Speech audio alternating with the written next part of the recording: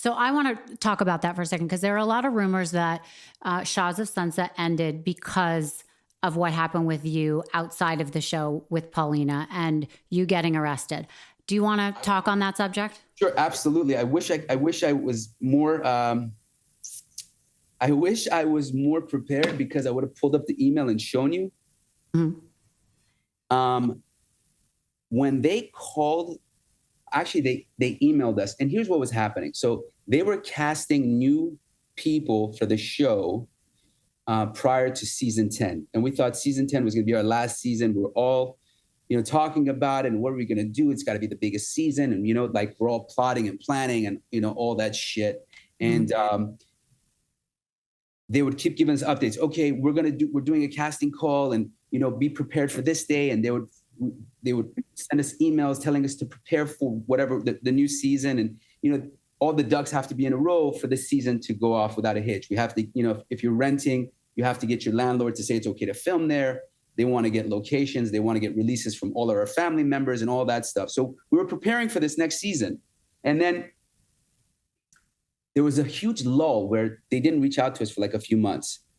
And I remember Reza was very anxious, because he's like, man, I don't think we're coming back. They're just going to drop us like that. This is crazy. And lo and behold, one day we get the call, hey, we need to do a Zoom call with the entire cast.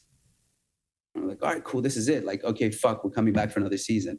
And in the email that they sent out, there was 4 names. Actually, let me see. Hold on. It was Reza, MJ, Gigi on one call. Okay, one Zoom call. And then Mike, Nima, Destiny, Shervin on another call. Okay? So basically what they did was they were going to give MJ, Gigi, and Reza a spinoff. Kind of like Three's Company vibe, where he's the godfather of their 2 children, and they're going to do a spinoff, and the rest of us were getting clipped from the show.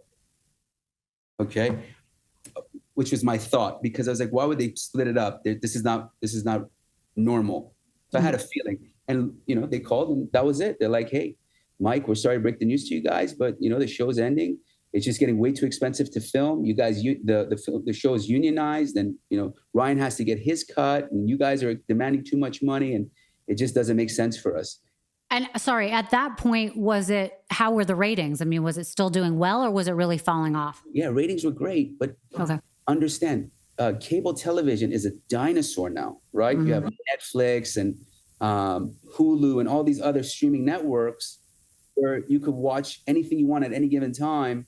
And then finally, these morons at Bravo were like, oh shit, Netflix is at 100 million, a billion, whatever they're at. Maybe we should do something like that. And then they finally rolled out Peacock. But then, dude, you're late to the party, dude. Like, it's already happened. People already have their subscriptions, and now you guys want to do Peacock? Mm-hmm. So they just missed the boat, and they realized. And if you watch these new shows that Bravo's come out with, the formula that we created as a group of Iranians and with Ryan and his production team, they just rinsed and repeated what we did with like that Karma show, right? Mm-hmm. And other shows that they created. Some flop, some don't, and it's cheap for them because it goes back to paying their talent $3,000 an episode instead of $50,000 an episode. Right. And rather take a chance on a $3,000 show, and if it flops, whatever, and if it does great. We have that for a few seasons until they get too big. Then we'll clip them, and then we'll do the next show. And that's why you're seeing like shows like $1 Million Listing New York that is really not expensive to make because they're filming at people's properties. They're not really doing anything. They're just following them around. But the shows get clipped because these guys are like, well, you guys are making money off the show. We want more money. And it just doesn't make sense for them financially. So they clip the show. And that's what happened with us. Okay. So you 4 got the call saying it was over. What was the call for the other 3? That they were going to get a spinoff, like I told you. Yeah. And then they started filming. And well, they did. They got that far with filming. they filmed a sizzle or did some stuff, and I was so happy for them. And they called me like, "I'm sorry, Mike. Like, we wanted you to be a part of this." No, I remember MJ called me, and she was so upset. Mm-hmm. And Reza too, actually. He was like, "Dude, I really tried." And I was like, "No, man, I don't want to do it. I'm good. I want to get back to my normal life." And where was your relationship with the cast, the 7 of you, I guess, so the other 6, at this point? Like, how were you feeling about all of them, and how were your friendships? I will always love them, right? Because they were like my brothers and my sisters, and I truly, truly, truly care about them. Mm-hmm. But it got to a point where we didn't like each other. We were fighting over dumb shit. Mm-hmm. Because I could not say, well, I guess we're just filming a show. I'll just forgive and forget you. You know?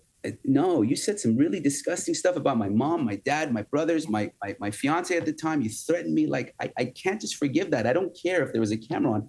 At your core, it allowed you to say those things to me. Mm-hmm. I said horrible things back to you.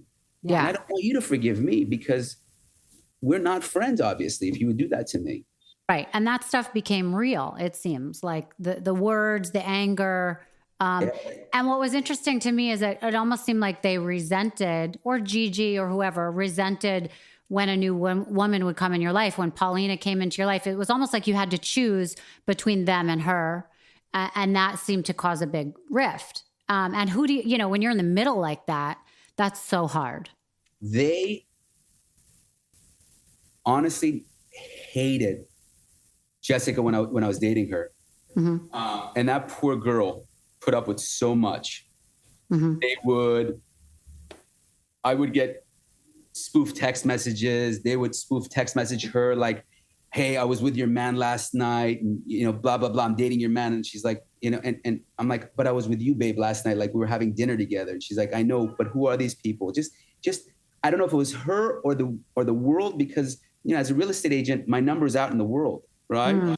And it's, and you know, there's 2 degrees of separation. Like, "Hey, do you know Mike? Do you have his phone number? Can I get it? You know, or do you know Jessica? Can I get her phone number?" And it just started to cause these issues in our lives. And I remember poor Jessica, I think this was like season 3. She's like, "I'm not doing this anymore. Yeah. I love you. I care about you. This show is going to destroy you, and it's going to destroy our relationship. You choose. Do you want to do the show, or do you want to be with me?" Mm. And selfishly at the time, I'm like, "Don't make me choose, because this is my career. Like, yeah. You know, this is making me money. This is bringing me appearances. This is helping with my real estate." Yeah. And at that point, it's part of your identity. I mean, it's how people associate who you are, like it or not. I mean, I became Mike from Shahs of Sunset. Instead of Mike from Shahs, Mike being Mike on television, mm-hmm. The guy who, this image that was created, this heartthrob sex symbol, like they're trying to create, I carried myself that way throughout life after the show was over, because I was like, man, if I slip, then they're going to think I'm a fraud. So I have to live up to that. Right. Yeah. And I tried that, and it's exhausting pretending to be something you're not. Yeah. You know, all the time, to be on, you know, and God forbid if I was out and I didn't take a picture with somebody. Yeah. Oh, Mike's an asshole. So it didn't matter where I was or who I was with. And imagine at the time I'm dating this young girl. She's 11 years younger than me. Mm-hmm. And she's like, "I just want to hang out with my man." And we're sitting having dinner. And in the middle of my dinner, I'm, you know, just eating my food. And someone comes up and is like, "Can I take a picture with you?" And I'm having an intimate dinner with my girlfriend at the time. And my mouth half full, I got to get up and take a picture, because otherwise you're going to be deemed like an asshole or you're too good for people. So always had to be on. And it was exhausting, because then it was causing me to be anxious. Then that would ripple into my relationship.